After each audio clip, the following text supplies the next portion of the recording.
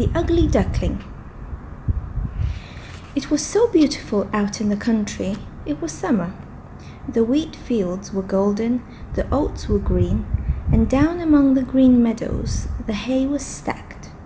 There the stork minced about on his red legs, clacking away in Egyptian, which was the language his mother had taught him. Round about the field and meadow lands rose vast forests, in which deep lakes lay hidden.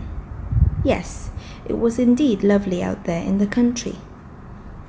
In the midst of the sunshine, there stood an old manor house that had a deep moat around it. From the walls of the manor right down to the water's edge, great burdock leaves grew, and there were some so tall that little children could stand upright beneath the biggest of them. In this wilderness of leaves, which was as dense as the forest itself, a duck sat on her nest, hatching her ducklings. She was becoming somewhat weary, because sitting in such a dull business and scarcely anyone came to see her, the other ducks would much rather swim in the moat than waddle out and squat under the burdock leaf to gossip with her. But at last the eggshells began to crack, one after another. Peep, peep, said the little things, as they came to life and poked out their heads. Quack, quack, said the duck, and quick as quick can be, they all waddled out to have a look at the green world under the leaves. Their mother let them look as much as they pleased, because green is good for their eyes. How wide the world is, said all the young ducks, for they certainly had much more room now than they had when they were in their eggshells. Do you think this is the whole world?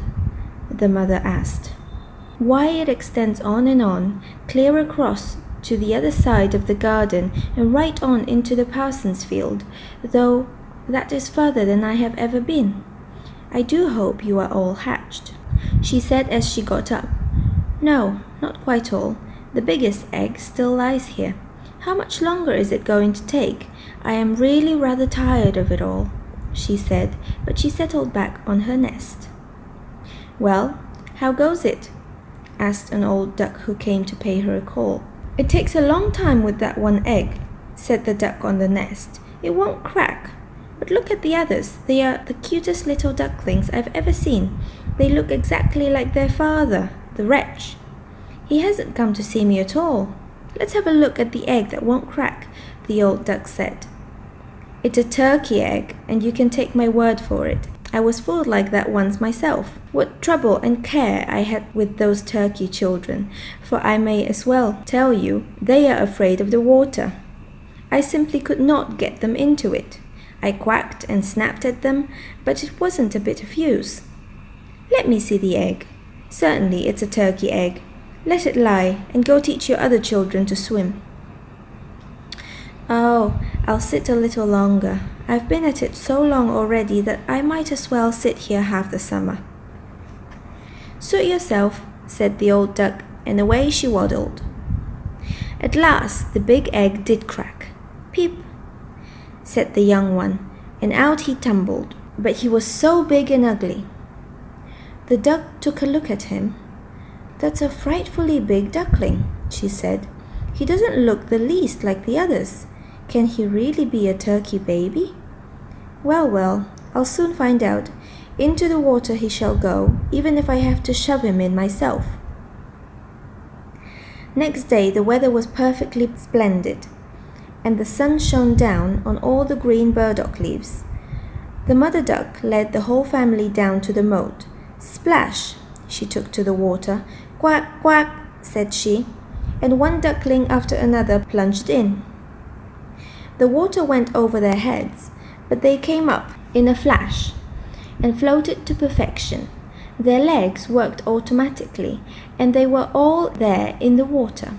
Even the big, ugly grey one was swimming along. Why, that's no turkey, she said. See how nicely he uses his legs, and how straight he holds himself. He's my very own son after all, and quite good looking if you look at him properly. Quack, quack, come with me.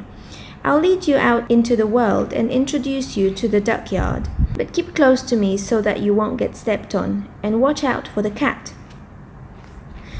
Thus they sallied into the duckyard, where all was in an uproar because two families were fighting over the head of an eel.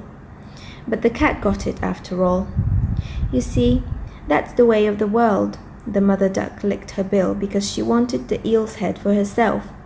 Stir your legs, bustle about, and mind that you bend your necks to that old duck over there. She's the noblest of us all, and has Spanish blood in her. That's why she's so fat. See that red rag around her leg? That's a wonderful thing, and the highest distinction a duck can get. It shows that they don't want to lose her, and that she's to have special attention from man and beast. Shake yourselves. Don't turn your toes in. A well-bred duckling turns his toes way out, just as his father and mother do. This way. So then, now duck your necks and say quack. They did as she told them, but the other ducks around them looked on and said right out loud, "See here! Must we have this brute too, just as if there weren't enough of us already? And fie!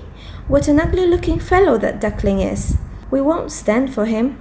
One duck charged up and bit his neck. "Let him alone," his mother said. "He isn't doing any harm." "Possibly not," said the duck who bit him, "but he's too big and strange, and therefore he needs a good whacking." "What nice-looking children you have, mother," said the old duck with the rag around her leg. "They are all pretty, except that one. He didn't come out so well. It's a pity you can't hatch him again." "That can't be managed, your ladyship," said the mother. "He isn't so handsome, but he's as good as can be, and he swims just as well as the rest, or, I should say, even a little better than they do. I hope his looks will improve with age, and after a while he won't seem so big. He took too long in the egg, and that's why his figure isn't all that it should be." She pinched his neck and preened his feathers. "Moreover, he's a drake, so it won't matter so much. I think he will be quite strong, and I'm sure he will amount to something." "The other ducklings are pretty enough," said the old duck. "Now make yourself right at home, and if you find an eel's head, you may bring it to me." So they felt quite at home. But the poor duckling, who had been the last one out of his egg, and who looked so ugly, was pecked and pushed about and made fun of by the ducks, and the chickens as well. "He's too big," said they all. The turkey gobbler, who thought himself an emperor because he was born wearing spurs, puffed up like a ship under full sail and bore down upon him, gobbling and gobbling until he was red in the face. The poor duckling did not know where he dared stand or where he dared walk. He was so sad because he was so desperately ugly, and because he was the laughing-stock of the whole barnyard. So it went on the first day, and after that things went from bad to worse. The poor duckling was chased and buffeted about by everyone. Even his own brothers and sisters abused him. "Oh," they would always say, "how we wish the cat would catch you, you ugly thing." And his mother said, "How I do wish you were miles away." The ducks nipped him, and the hens pecked him, and the girl who fed them kicked him with her foot. So he ran away, and he flew over the fence. The little birds in the bushes darted up in a fright. "That's because I'm so ugly," he thought, and closed his eyes, but he ran on just the same, until he reached the great marsh where the wild ducks lived. There he lay all night long, weary and disheartened. When morning came, the wild ducks flew up to have a look at their new companion. "What sort of creature are you?" they asked, as the duckling turned in all directions, bowing his best to them all. "You are terribly ugly," they told him, "but that's nothing to us so long as you don't marry into our family." Poor duckling! Marriage certainly had never entered his mind. All he wanted was for them to let him lie among the reeds and drink a little water from the marsh. There he stayed for 2 whole days. Then he met 2 wild geese, or rather wild ganders, for they were males. They had not been out of the shell very long, and that's what made them so sure of themselves. "Say there, comrade," they said, "you're so ugly that we have taken a fancy to you. Come with us and be a bird of passage. In another marsh nearby, there are some fetching wild geese, all nice young ladies who know how to quack. You are so ugly that you'll completely turn their heads." Bing! Bang! Shots rang in the air, and these two ganders fell dead among the reeds. The water was red with their blood. Bing! Bang! The shots rang, and as whole flocks of wild geese flew up from the reeds, another volley crashed. A great hunt was in progress. The hunters lay under cover all around the marsh, and some even perched on branches of trees that overhung the reeds. Blue smoke rose like clouds from the shade of the trees and drifted far out over the water. The bird dogs came splash, splash through the swamp, bending down the reeds and the rushes on every side. This gave the poor duckling such a fright that he twisted his head about to hide it under his wing. But at that very moment a fearfully big dog appeared right beside him.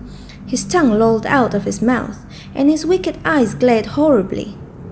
He opened his white jaws, flashed his sharp teeth, and splash, splash, on he went without touching the duckling. "Thank heavens," he sighed, "I'm so ugly that the dog won't even bother to bite me." He lay perfectly still while the bullets splattered through the reeds as shot after shot was fired. It was late in the day before things became quiet again, and even then the poor duckling didn't dare move. He waited several hours before he ventured to look about him, and then he scurried away from that marsh as fast as he could go. He ran across field and meadows. The wind was so strong that he had to struggle to keep his feet. Late in the evening he came to a miserable little hovel, so ramshackle that it did not know which way to tumble, and that was the only reason it still stood. The wind struck the duckling so hard that the poor little fellow had to sit down on his tail to withstand it. The storm blew stronger and stronger, but the duckling noticed that one hinge had come loose, and the door hung so crooked that he could squeeze through the crack into the room, and that's just what he did.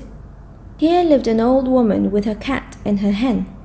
The cat, whom she called Sonny, could arch his back, purr, and even make sparks, though for that you had to stroke his fur the wrong way.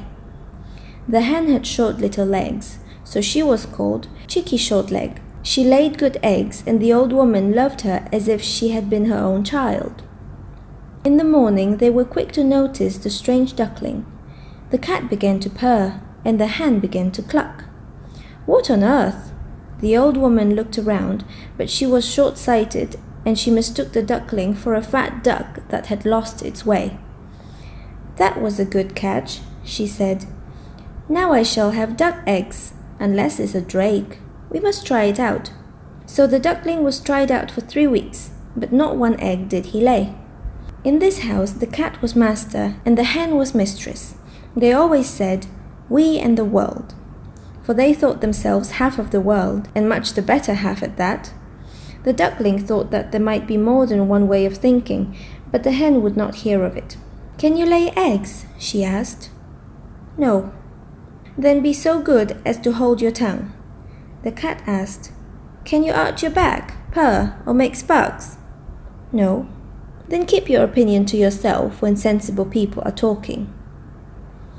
The duckling sat in a corner, feeling most despondent. Then he remembered the fresh air and the sunlight. Such a desire to go swimming on the water possessed him, so that he could not help telling the hen about it. "What on earth has come over you?" the hen cried. "You haven't a thing to do, and that's why you get such silly notions. Lay us an egg or learn to purr, and you'll get over it." "But it's so refreshing to float on the water," said the duckling. "So refreshing to feel it rise over your head as you dive to the bottom." "Yes, it must be a great pleasure," said the hen. "I think you must have gone crazy. Ask the cat, who's the wisest fellow I know, whether he likes to swim or dive down in the water. Of myself I say nothing, but ask the old woman, our mistress. There's no one on earth wiser than she is. Do you imagine she wants to go swimming and feel the water rise over her head?" "You don't understand me," said the duckling. "Well, if we don't, who would? Surely you don't think you are cleverer than the cat and the old woman, to say nothing of myself. Don't be so conceited, child. Just thank your Maker for all the kindness we have shown you. Didn't you get into this snug room and fall in with people who can tell you what's what? But you are such a numbskull that it's no pleasure to have you around.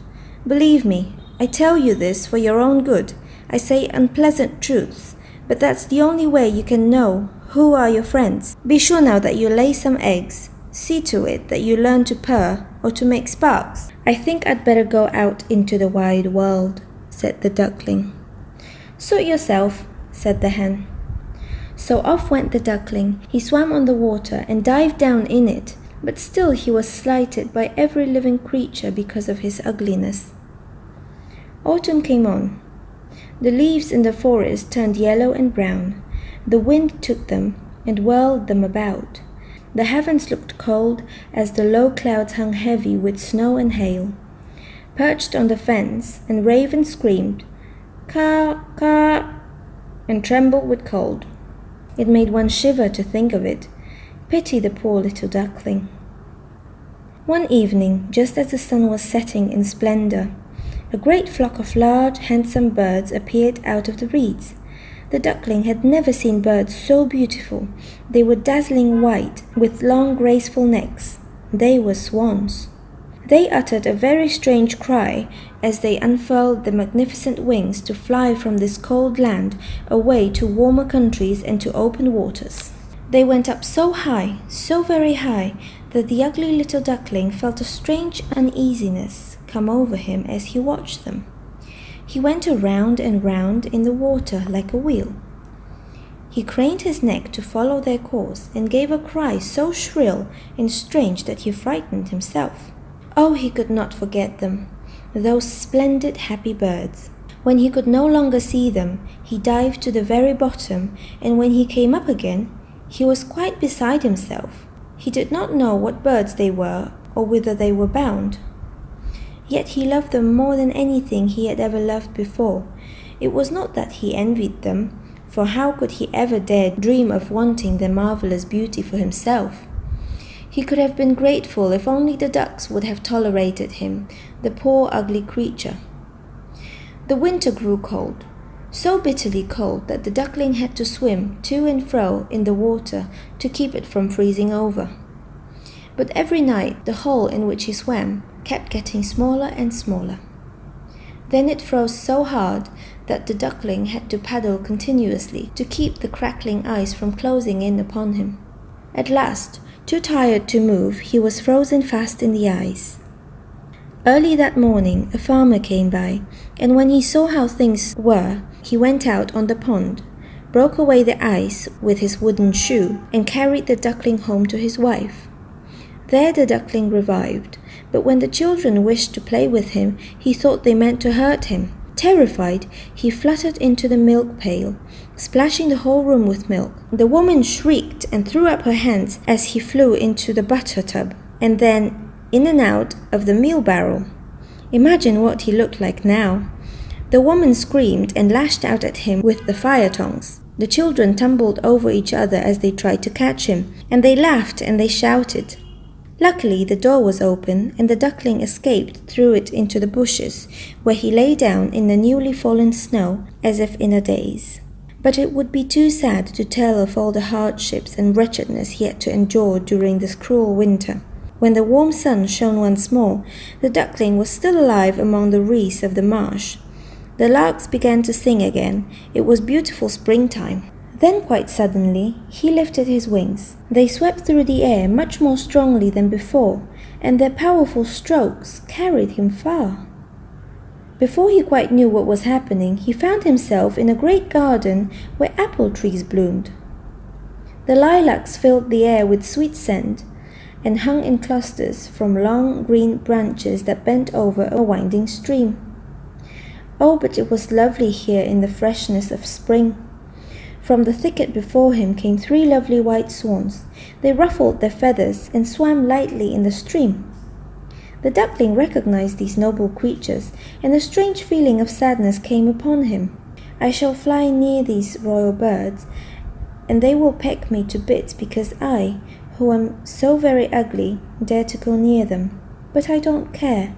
Better be killed by them than to be nipped by the ducks, pecked by the hens, kicked about by the hen-yard girl, or suffer such misery in winter.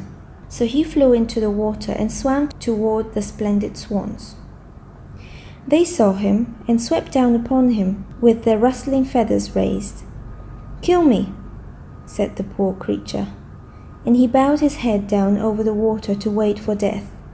But what did he see there? Mirrored in the clear stream, he beheld his own image, and it was no longer the reflection of a clumsy, dirty grey bird, ugly and offensive. He himself was a swan. Being born in a duckyard does not matter, if only you are hatched from a swan's egg. He felt quite glad that he had come through so much trouble and misfortune, for now he had a fuller understanding of his own good fortune and of beauty when he met with it. The great swans swam all around him and stroked him with their bills. Several little children came into the garden to throw grain and bits of bread upon the water. The smallest child cried, "Here is a new one!" And the others rejoiced, "Yes, a new one has come!" They clapped their hands, danced around, and ran to bring their father and mother. And they threw bread and cake upon the water, while they all agreed, "The new one is the most handsome of all. He's so young and so good-looking." The old swans bowed in his honor. Then he felt very bashful and tucked his head under his wing. He did not know what this was all about. He felt so very happy, but he wasn't at all proud, for a good heart never grows proud. He thought about how he had been persecuted and scorned, and now he had heard them all call him the most beautiful of all beautiful birds. The lilacs dipped their clusters into the stream before him, and the sun shone so warm and so heartening. He rustled his feathers and held his slender neck high as he cried out with full heart, "I never dreamed there could be so much happiness when I was the ugly duckling."